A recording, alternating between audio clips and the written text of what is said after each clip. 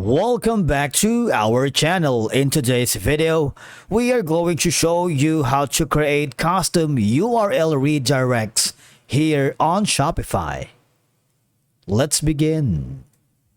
Now, the first thing that you need to do is to log in using your credentials.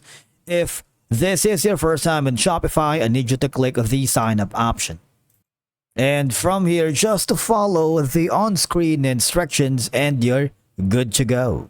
Creating custom URL redirects here in Shopify is a great way to ensure that visitors to your site always land on relevant pages, even if the URLs have changed. I find it very particularly useful when you're reorganizing your store, deleting all products, or migrating from another platform, because a custom redirect will help prevent 404 errors, improve user experience, and maintain your SEO rankings. Now, for example, I'm going to be hovering to my online store right now. I am going to view my online store. Okay. You see, for example, in this case, I wanted to delete something like this one. I wanted to delete this specific part of my Shopify. Well, what will happen is, if that happens, you see, this store does not exist. Or maybe this.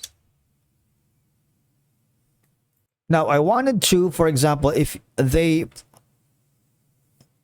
type this specific URL, I wanted to redirect that to my Shopify store like this one. All right. What I'm going to do is go back again to the Deep Laughs themes.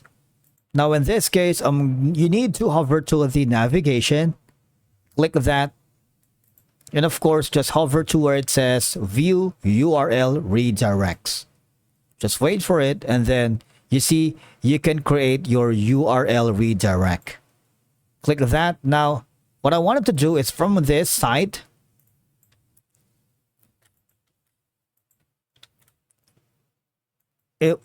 earlier we removed this information. All right.